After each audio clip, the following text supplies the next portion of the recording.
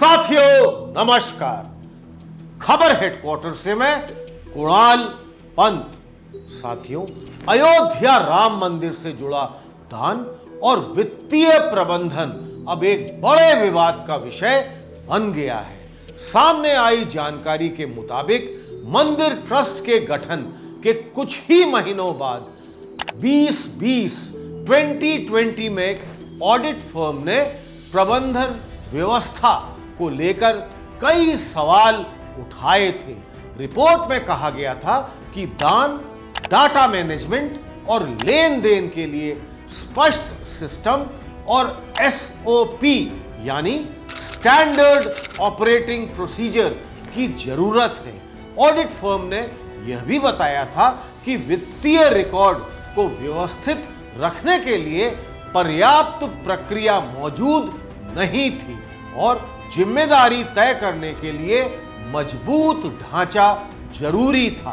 अब कई साल बाद जब मंदिर ट्रस्ट पर दान और चढ़ावे के प्रबंधन को लेकर आरोप लग रहे हैं तो 2020 यानी 2020 की उस रिपोर्ट की चर्चा फिर से शुरू हो गई है। श्री राम जन्मभूमि तीर्थ क्षेत्र ट्रस्ट का गठन 2020 में सुप्रीम कोर्ट के फैसले के बाद हुआ था, जिसके बाद अयोध्या में भव्य राम मंदिर निर्माण की प्रक्रिया शुरू हुई।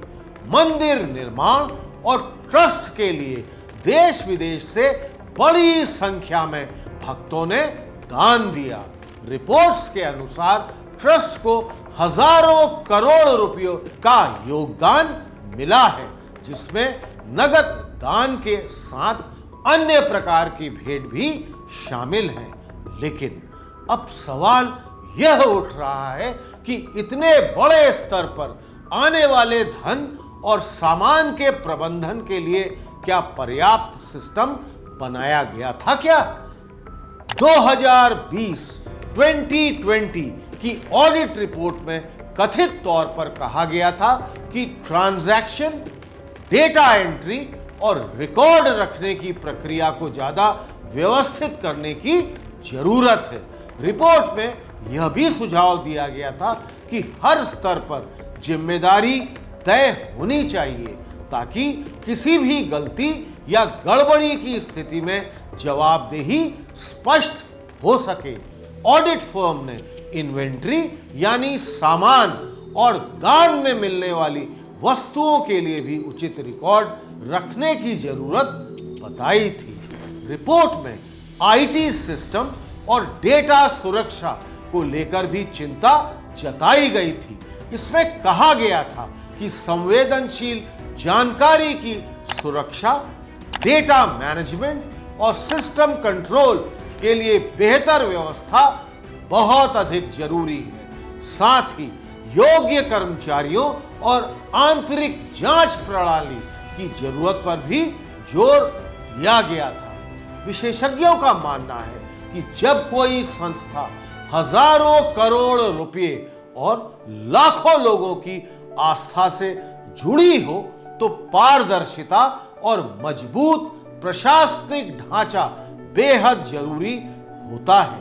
अब इस मामले में जांच और आरोपों के बीच सबसे बड़ा सवाल यही है कि क्या 2020 में उठाई गई कमियों को समय रहते दूर किया गया था या नहीं? ट्रस्ट की तरफ से आरोपों पर क्या जवाब आता है और जांच में क्या तथ्य सामने आते हैं, ये तो आने वाला वक्त ही बताएगा। यह विवाद सिर्फ पैसे का नहीं बल्कि धार्मिक संस्थानों में वित्तीय पारदर्शिता, जवाबदेही और भरोसे का भी मुद्दा बन गया है। राम मंदिर करोड़ों लोगों की आस्था से जुड़ा विषय है, इसलिए इसके प्रबंधन को लेकर उठने वाला हर सवाल काफी संवेदनशील हो जाता है। अब नजर इस बात पर है कि जांच प्रक्रिया आगे कैसे बढ़ती है और क्या पुराने ऑडिट सुझावों को लागू किया गया था या नहीं। तो साथियों, कैसा लगा हमारा आज का ये वीडियो? इसी तरह के वीडियोस देखने के लिए आप हमारे इस चैनल खबर हेडक्वार्टर को अधिक से अधिक संख्या में सब्सक्राइब करिए। साथियों, बेल आइकन दबाइए, इसे लाइक करिए और हाँ, कमेंट बॉक्स में जाकर आप हमको अपने कमेंट्स लगातार पोस्ट करते रहिए। बहुत बहुत धन्यवाद।